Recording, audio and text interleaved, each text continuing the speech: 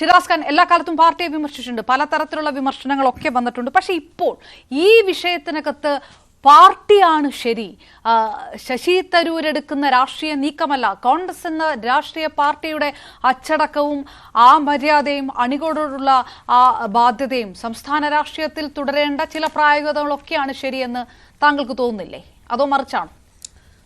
ഈ ശശി തരൂരിൻ്റെ ഈ സ്റ്റേറ്റ്മെൻറ്റുകൾ യഥാർത്ഥത്തിൽ കോൺഗ്രസ് കേന്ദ്ര നേതൃത്വം പഠിക്കേണ്ടതായിട്ടുണ്ട്. കുറേ കാര്യങ്ങൾ ഒരു കാര്യത്തിനും പഠിക്കാറില്ല, എന്നാലും ഇത് അവസാനം പഠിക്കാനായിട്ടുള്ളൊരു ശ്രമമാണ്. ശശി തരൂർ എന്ന കോൺഗ്രസ് രാഷ്ട്രീയത്തിലേക്ക് വരുന്നത് 2009 2009 വന്നിട്ട് അദ്ദേഹം MP ആവുന്നു, കേന്ദ്രമന്ത്രിയാവുന്നു. അന്നത്തെ സാധ്യത എന്ന് പറയുന്നത് കോൺഗ്രസ് ഇന്ത്യയുടെ ഭരണത്തിലിരിക്കുന്നു എന്നുള്ള സാധ്യതയാണ്. അന്നത്തെ സാധ്യത BJP ആയിരുന്നുവെങ്കിൽ തീർച്ചയായിട്ടും അദ്ദേഹം എന്താകുമായിരുന്നു, BJPയിലേ പോകുള്ളായിരുന്നു. ഈ ശശി തരൂർക്ക് എന്ന് പറഞ്ഞാൽ ഒരു തീവ്ര മുതലാളിത്ത സമ്പദ് വ്യവസ്ഥയുടെ വക്താക്കളാണ്. അതുകൊണ്ടാണ് അദ്ദേഹം കേരളം, ശ്രീ മാർക്സിസ്റ്റ് പാർട്ടി നേതൃത്വം കൊടുക്കുന്ന, പിണറായി വിജയൻ നേതൃത്വം കൊടുക്കുന്ന കേരളത്തിലെ ഭരണ സംവിധാനം അങ്ങനെ ഒരു തീവ്ര മുതലാളിത്ത സമ്പദ് വ്യവസ്ഥയിലേക്ക് എന്ന് പറഞ്ഞാൽ ഒരു പരിപൂർണ വലതുപക്ഷ വ്യതിയാനത്തിലേക്ക് പോയപ്പോൾ അതിനെ സ്വാഭാവികമായി പിന്തുണയ്ക്കുക എന്നുള്ളത് അവരുടെ ഭാഗമാണ്. കേന്ദ്രം ഭരിക്കുന്ന നരേന്ദ്രമോദി ഒരു തീവ്ര വലതുപക്ഷ മുതലാളിത്ത സമ്പദ് വ്യവസ്ഥയുടെ ഭാഗമാണ്. അപ്പോൾ ഇവരെല്ലാവരും ഒരേ നൂലിൽ കൂർത്ത മുത്തുകൾ തന്നെയാണ്. അവരുടെ ഒരു സാമ്പത്തിക വീക്ഷണമുണ്ട്. അപ്പോൾ അവരുദ്ദേശിക്കുന്ന വികസന പ്രവർത്തനം അതാണ്. കോൺഗ്രസിനെ സംബന്ധിച്ചിടത്തോളം അങ്ങനെ ചിന്തിക്കാൻ പറ്റില്ല. കോൺഗ്രസിന് പറ്റിയിട്ടുള്ള പാളിച്ചകൾ എന്ന് പറഞ്ഞു കഴിഞ്ഞാൽ സാധാരണ പാർട്ടി പ്രവർത്തകൻ്റെ വിയർപ്പിന് വില നിശ്ചയിക്കുന്നതിൽ കോൺഗ്രസ് പരാജയപ്പെട്ടു. സാധാരണ പാർട്ടി പ്രവർത്തകൻ്റെ അധ്വാനത്തെ അംഗീകരിക്കുന്നതിൽ കോൺഗ്രസ് പരാജയപ്പെട്ടു. കോൺഗ്രസ് അവസരം തേടി വരുന്നവർക്ക് കയറിയിരിക്കുവാൻ കസേര ഒരുക്കുന്ന വേദിയായി കോൺഗ്രസ് മാറി. അത് കേവലം ശശി തരൂർ മാത്രമല്ല. നിങ്ങൾ നോക്ക്, കോൺഗ്രസിന്റെ കേന്ദ്ര നേതൃത്വം അല്ല ഷിറാസെ, മുഖ്യമന്ത്രി സ്ഥാനാർത്ഥിയൊന്നും പ്രഖ്യാപിക്കുന്ന രീതി ഈ പാർട്ടിക്കില്ല, കോൺഗ്രസിനില്ല. പിന്നെ ഈ ഒരു താക്കോൽ സ്ഥാനം പോലെ അല്ലെങ്കിൽ ഒരു നേതൃത്വ നിരയിലേക്ക് തന്നെ കൊണ്ടുവരണം എന്ന തരത്തിലുള്ള ഒരു കാര്യങ്ങളൊക്കെയാണോ അദ്ദേഹം നടക്കുന്നത്? ഇത് ഈ പാർട്ടിയുടെ ചട്ടത്തിന് വിരുദ്ധമല്ലേ? പരിപൂർണ്ണമായ ഒരു അച്ചടക്ക ലംഘനം. തരൂർ എന്തിനാണ് പാർട്ടിയിലേക്ക് വന്നത്? അധികാരത്തിന് വേണ്ടിയിട്ടാണ് അദ്ദേഹം പാർട്ടിയിലേക്ക് വന്നത്. അദ്ദേഹം 2009 കോൺഗ്രസിലേക്ക് വരുമ്പോൾ കോൺഗ്രസിന്റെ അവസ്ഥ, അന്ന് കോൺഗ്രസിന് കേന്ദ്ര ഭരണമുണ്ട്. അപ്പോൾ ഈ ഭരണത്തിന്റെ തണലിലിരുന്ന് അവസരങ്ങൾ തേടിയെത്തിയ ആളാണ്. ഇനിയിപ്പോൾ അദ്ദേഹം കോൺഗ്രസിനെ ഒന്ന് വിലയിരുത്തുമ്പോൾ കേന്ദ്രത്തിൽ ഉടനെ ഒരു സാധ്യതയും കാണുന്നില്ല. 69 വയസ്സ് കഴിഞ്ഞു. ഒരു 75 വയസ്സ് വരെയൊക്കെയാണ് ഒരാളുടെ പൊളിറ്റിക്കൽ ലെവലിൽ നല്ലൊരു കരിയർ ഡെവലപ്പ് ചെയ്യേണ്ട സമയം. അപ്പോൾ അതുവരെ അയാളൊരു സാധ്യത പ്രതീക്ഷിക്കുന്നില്ല. സ്വാഭാവികമായിട്ടും കേരളത്തിൽ ചില സാധ്യതകളുണ്ട്. കേരളത്തിലെ സാധ്യതകൾ എന്ന് പറഞ്ഞാൽ കോൺഗ്രസിനകത്തല്ല.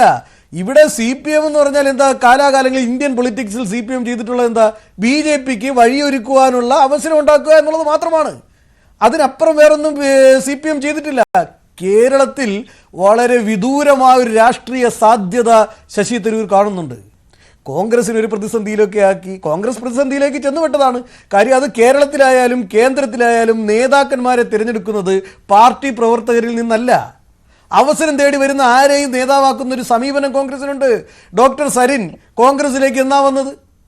KSUവിൽ പ്രവർത്തിച്ചു വന്ന ആളാണോ? അപ്പോൾ സ്വാഭാവികമായിട്ടും ഈ അവസരം തേടിയെത്തി ഇപ്പോൾ ഒരാൾ വന്നിട്ടുണ്ട് പാലക്കോട് നിന്ന്. എത്ര കാലം കോൺഗ്രസിനകത്ത് ഉണ്ടാവുമെന്ന് അറിയാൻ പറ്റില്ല. അങ്ങനെ വരുന്നവർക്ക് അവസരങ്ങൾ കൊടുക്കുമ്പോൾ പാർട്ടി പ്രവർത്തിക്കുന്നവൻ, ഞാൻ അതാ പറഞ്ഞ, പാർട്ടി പ്രവർത്തകന്റെ വിയർപ്പിനെ വിലയിരുത്തുന്നതിൽ കോൺഗ്രസ് പരാജയപ്പെടുന്നതിന്റെ ഫലമാണ് ഇങ്ങനെയുള്ള ഊതി വീർപ്പിച്ച ബാധ്യതയായി മാറുന്നത്. പെരിയ കൊലക്കേസിലെ പോസ്റ്റ് അദ്ദേഹം പിൻവലിച്ചപ്പോൾ ഈ സാധാരണക്കാരുള്ള പാർട്ടി പ്രവർത്തകർക്ക് കൈയടിക്കാൻ തോന്നുമോ? അപ്പോഴും അണികളുടെ ആ വികാരത്തിന് വിരുദ്ധമായിട്ടുള്ള ഒരു കാര്യമല്ലേ ശശി തരൂരിന്റെ ഭാഗത്തുനിന്നുണ്ടായത്? ശശി തരൂർ സ്വാഭാവികമായിട്ടും കോൺഗ്രസ് അണികളെ മുമ്പും അംഗീകരിച്ചിട്ടില്ല, വിലയിരുത്തിയിട്ടില്ല. അദ്ദേഹം ആധുനിക രാഷ്ട്രീയ പ്രവർത്തനത്തിൻ്റെ ഒരു മാർക്കറ്റിംഗ് തന്ത്രങ്ങൾ ഫലപ്രദമായിട്ട് ഉപയോഗിക്കുന്ന ഒരാളാണ്. അവസരങ്ങൾ തേടിപ്പോകുന്ന ഒരു പ്രൊഫഷണലിസ്റ്റാണ്. അവരുടെ ഒരു പൊളിറ്റിക്കൽ അപ്രോച്ച് എന്ന് പറഞ്ഞാൽ ഒരു ബിഹേവിയർ അപ്രോച്ചാണ്. അവിടെ വേറെ ഒരു കാൽപ്പനികതയില്ല, ഐഡിയോളജി. നേരത്തെ ശ്രീ ഷാബു പ്രസാദ് പറഞ്ഞ അങ്ങനെ ഒരാളെയാണോ ഇനി UDF അധികാരത്തിൽ വരികയാണെങ്കിൽ, കോൺഗ്രസ് അധികാരത്തിൽ വരികയാണെങ്കിൽ അങ്ങനെ ഒരാളെയാണോ മുഖ്യമന്ത്രി സ്ഥാനാർത്ഥിയാക്കേണ്ടത്? അതാണോ കോൺഗ്രസിന്റെ അണികൾ ആഗ്രഹിക്കുന്നത്? കോൺഗ്രസിന്റെ അണികൾ ഇപ്പോഴത്തെ സാഹചര്യത്തിൽ ഒരിക്കലും ശശി തരൂരിനെ ആഗ്രഹിക്കില്ല. കാരണം എന്ന് പറഞ്ഞു കഴിഞ്ഞാൽ കോൺഗ്രസ് എന്തൊക്കെ പറഞ്ഞാലും ഒരു തീവ്ര മുതലാളിത്ത സമ്പദ് വ്യവസ്ഥയെ ഉൾക്കൊള്ളുന്ന മനോഭാവമുള്ളവരല്ല കോൺഗ്രസിന്റെ താഴെത്തട്ടിലുള്ള അണികൾ. അവരിപ്പോഴും ഗാന്ധിജിയെയൊക്കെ മനസ്സിൽ വെച്ച് ആരാധിക്കുന്നവരാണ്. സ്വാഭാവികമായിട്ടും CPM-ന് വന്ന ഒരു വലിയമായൊരു നയവ്യതിയാനം സംഭവിച്ചിരിക്കുന്നു. മുതലാളിത്ത സമ്പദ് വ്യവസ്ഥയുടെ പിറകെ പോയിരിക്കുന്നു.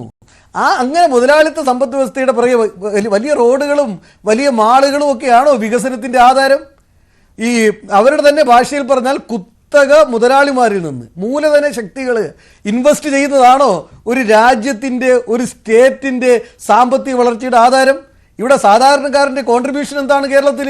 അവന്റെ അവസ്ഥ വളരെ മോശമാണ്. മുന്നേ അങ്ങനെയാണെങ്കിൽ ശരി, അണികളെ വിട്ടേക്ക്. ഘടകകക്ഷികൾ തരൂരിനൊപ്പം നിൽക്കുമോ? ലീഗിന്റെയൊക്കെ നിലപാട് നിങ്ങൾക്ക് ഏകദേശം വ്യക്തമല്ലേ? ഞാൻ കോൺഗ്രസിന്റെ ഭാഗം പറയുന്നവൻ. കോൺഗ്രസ് പാർട്ടിക്ക് ഒരു കാഴ്ചപ്പാട്, പാർട്ടി പ്രവർത്തകർക്ക് നേതൃത്വത്തിന്റെ കാഴ്ചപ്പാട് അവിടെ ഇരിക്കട്ടെ. കോൺഗ്രസ് പാർട്ടി പ്രവർത്തകർ ഇന്നും ഈ പാർട്ടിക്കകത്ത് നിൽക്കുന്നതെന്ന് പറഞ്ഞു കഴിഞ്ഞാൽ ഒരു കാഴ്ചപ്പാട്, രാജ്യത്തോടുള്ളൊരു താല്പര്യം, സഹജീവികളോടുള്ളൊരു താല്പര്യം, അതൊക്കെ കൊണ്ടാണ് നിൽക്കുന്നത്. അവിടെ വിള്ളൽ സംഭവിച്ചിരിക്കുന്നു എന്നുള്ളതാണ്. ഘടകകക്ഷികളുടെ കാര്യം എന്ന് വെച്ചാൽ ഘടകകക്ഷി ഇപ്പോൾ ലീഗിനെ പോലെയുള്ളവർക്ക് ചിലപ്പോൾ സ്വാഭാവികമായിട്ടും കോൺഗ്രസിൻ്റെ നിലവിലെ സംവിധാനങ്ങളോട് പൊരുത്തമില്ലാത്ത ചില സാഹചര്യങ്ങളുണ്ട്.